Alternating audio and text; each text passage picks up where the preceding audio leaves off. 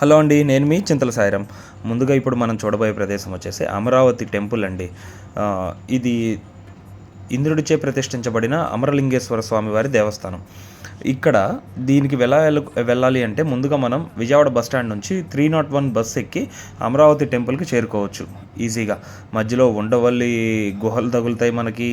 అటు నుంచి అటు రాయపూడి మీదుగా తుళ్ళూరు మీదుగా మనం అమరావతి చేరుకోవచ్చండి. ఇక్కడ మనకి ఫస్ట్ ఇక్కడ స్థల పురాణం ప్రకారం తారకాసురుడు అనే రాక్షసుడు తపస్సు చేసి శివుడిని మెప్పించి ప్రాణలింగంను పొందాడు. ఆ ప్రాణలింగం అందరూ అక్కడ ఉండగా దేవతల్ని ఇబ్బంది పెడుతుంటే దేవతలందరూ వచ్చి కుమారస్వామిని వేడుకొనగా కుమారస్వామి తారకాసుడితో యుద్ధం చేసి అతన్ని వధించాడు. అతన్ని వధించినప్పుడు ఆ స్వామివారి ప్రాణలింగము కుమారస్వామి వారి బాణం తాకిడికి ముక్కలయ్యి 5 ప్రదేశాల్లో పడిందంటండి.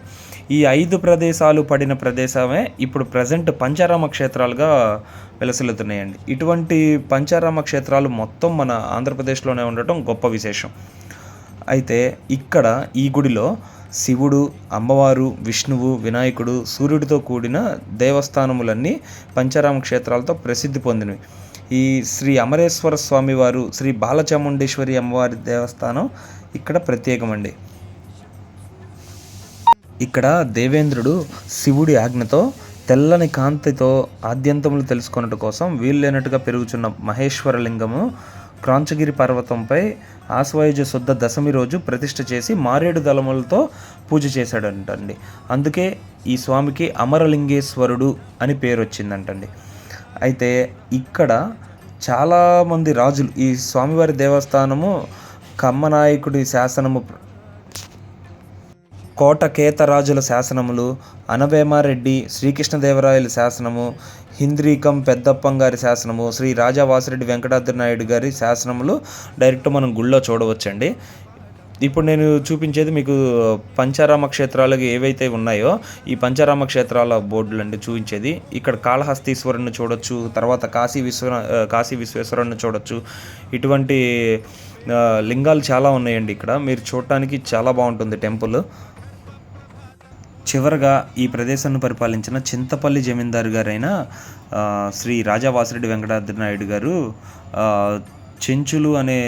చెంచు జాతి వలన జనాలకు ఇబ్బంది కలుగుతుందని చెప్పి వాళ్ళని శిక్షించారు. ఆ శిక్షించిన పాపం ఉంటుంది కదా, ఆ పాపం పరిహారార్థం కోసం ఏకముహూర్తమున 108 శివాలయాలను ఒకేసారి ప్రతిష్ఠించడం జరిగిందంటండి ఈ రాజా వాసిరెడ్డి వెంకటాద్రి నాయుడు గారు. అటువంటి ప్రతిష్ఠ జరిగిన లింగం ఈ అమరలింగేశ్వర స్వామివారు.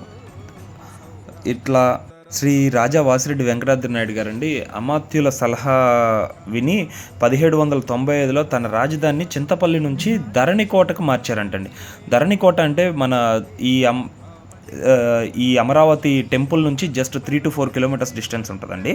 అది ధరణికోటని అప్పటికే శాతవాహనులు, మన బాలకృష్ణ గారి సినిమా తీసిన గౌతమిపుత్ర శాతకర్ణి విన్నారు కదండి, ఆ శాతకర్ణి పరిపాలించిన ప్రదేశమే ఈ ధరణికోట అండి. ధాన్య కటకం అని పిలిచేవాళ్ళు అప్పట్లో. అది 4వ శతాబ్దం నాటికే శాతవాహనుల రాజధానిగా ఉన్నట్టు మనకి ఆర్కియాలజీ డిపార్ట్మెంట్ వాళ్ళు కూడా కన్ఫర్మ్ చేశారండి. అయితే ఇటువంటి ప్రదేశాన్ని మళ్ళీ రాజధానిగా చేసుకొని రాజా వాసిరెడ్డి వెంకటాద్రి నాయుడు గారు పరిపాలించారండి. తర్వాత ఈ గుడిలో దక్షిణ భాగాన శ్రీకృష్ణదేవరాయలు గారు తులాభారం ఉంటుందండి. అదే తులాభారంలో శ్రీ రాజా వాసిరెడ్డి వెంకటాద్రి నాయుడు గారు కూడా తులాభార మండపంలో తూగిన తులాభారం ఉంటుందండి. ప్రస్తుత దేవస్థానం ఉన్న ప్రాంతంను అమరావతిగా నామకరణం చేసింది కూడా మన రాజా వాసిరెడ్డి వెంకటాద్రి నాయుడు గారు. ప్రజెంట్ ఈ టెంపుల్ని ఆలయ ధర్మకర్తగా ఉన్నది కూడా రాజా వాసిరెడ్డి వెంకటాద్రి నాయుడు గారి వారసులైన శ్రీ మురళీకృష్ణ ప్రసాద్ గారు దేవాలయ వ్యవస్థాపక ధర్మకర్తగా ఇప్పటికీ ఉన్నారండి. ఈ గుడిలో మనం కార్తికేయ స్వామిని చూడవచ్చు, తర్వాత రాహుకేతువులను చూడవచ్చు, శనీశ్వరుని చూడవచ్చు, ఇలా మహిషాసుర మర్దిని దేవిని చూడవచ్చు, చాముండేశ్వరి దేవుడిని చూడవచ్చు. ఇలా అందరి దేవతలు ఉన్న ప్రదేశమే ఈ అమరావతి అండి. సకల దేవతలు వచ్చి ఆ శివుడిని ప్రార్థించే ప్రదేశమే ఈ అమరలింగేశ్వర స్వామి వారి దేవస్థానం, అమరావతి అండి. ఇది చాలా ప్రసిద్ధి చెందిన ప్రదేశం. ఇది గుంటూరు జిల్లాలో ఇప్పుడు ప్రజెంట్ ఆంధ్రప్రదేశ్ రాజధానిగా వెలుగొందుతున్న అమరావతి ఈ ప్రదేశం పేరు మీదుగానే ఉందండి. ఈ గుళ్ళో ఆంజనేయ స్వామిని కూడా ప్రతిష్ఠించారండి. ఆంజనేయ స్వామి కూడా ఇక్కడ వెలిసి ఉన్నారు. ఈ గుడిలో ఇంకొక గొప్పతనం ఏంటంటే శనీశ్వర స్వామి వారికి సపరేట్గా మండపం కూడా కట్టారండి. ఈ గుళ్ళో శనీశ్వర స్వామికి పూజలు జరుగుతాయి శనివారం పూట. ఇవి చూడొచ్చు, ఇప్పుడు నేను చూపించే విజువల్స్ అన్నీ శనీశ్వర స్వామి వారి.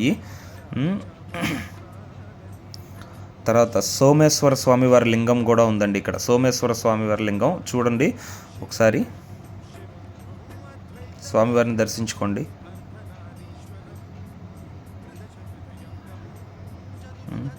మహిషాసుర మర్దినీదేవి అన్నీ క్లియర్గా చూపించానండి. వీడియో అందరికీ రీచ్ అవ్వడం కోసం చాలా పర్టికులర్గా ప్రతి ఒక్క దేవతల్ని, అధిష్టాన దేవతలతో సహా అందరినీ క్లియర్గా చూపించానండి.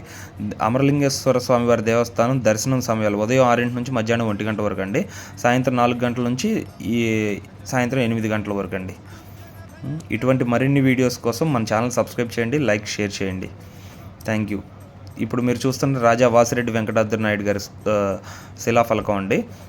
రాజా వాసిరెడ్డి వెంకటాద్రి నాయుడు గారు అంటే ఆయనేనండి. చూడండి ఎంత బాగున్నారో మనిషి.